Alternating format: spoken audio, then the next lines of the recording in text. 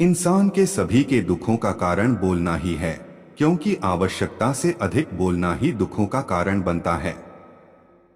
इसलिए कम बोले, सटीक बोले, मधुर बोलें और सबसे जरूरी जितनी आवश्यकता हो उतना ही बोले। वाणी या बोलना ही नहीं बल्कि मौन में भी शक्ति होती है। यही कारण है कि धर्मों में मौन को बहुत महत्व दिया गया है। वैज्ञानिकों द्वारा भी इस बात को माना गया है कि सेहत से मौन का गहरा संबंध है और इससे मानसिक शांति मिलती है।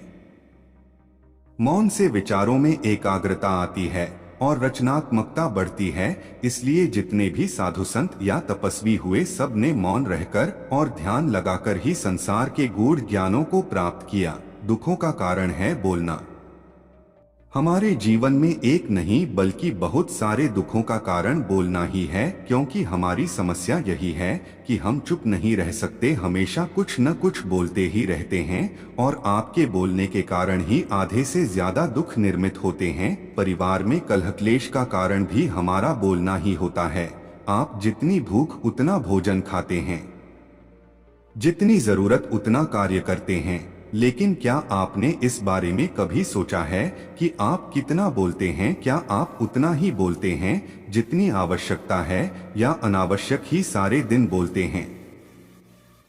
इस बारे में कभी अकेले बैठकर जरूर सोचिए कि आज आपने दिन भर में कितना बोला, क्या बोला और सबसे जरूर कि क्यों बोला। इनमें से कितनी बातें जरूरी थी और कितनी अनावश्यक। सुनने सुनाने के माहौल से निकले बाहर।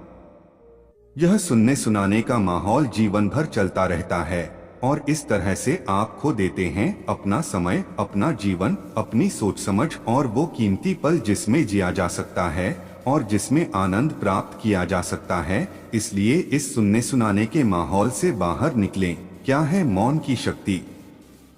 जब तक हम बाहर की ओर बोलते रहेंगे, हमारे भीतर अशांति रहेगी। जिस दिन हम मन से चुप हो जाएंगे तो तब बाहर हमारे मुख से कुछ भी निकले हम शांत ही रहेंगे। दुनिया में जितनी बुराइयां हैं, परिवार में क्लेश है, पति पत्नी में विवाद है, सब बोलने के कारण ही होते हैं। हम चुप रहना नहीं चाहते हैं, हमेशा सुना देना चाहते हैं, लेकिन व्यर्थ का बोलना ऊर्जा का नष्ट होना है। इसलिए जितने भी बुद्धत्व साधु और संत हुए वे एकांत की ओर गए, क्योंकि उन्हें अधिक बोलना न पड़े और अधिक सुनना न पड़े। महावीर ने 12 वर्ष और महात्मा बुद्ध ने 10 वर्ष मौन रहने के बाद ज्ञान प्राप्त किया। महर्षि रमण और चाणक्य भी मौन के उपासक थे। लेकिन आप इस संसार में रहकर भी एकांत रह सकते हैं। इसके लिए आपको अपनी उन ऊर्जाओं को बचाना होगा जिसे आप व्यर्थ के शब्दों में नष्ट कर देते हैं। इसलिए उतना ही बोले जितना जरूरी हो।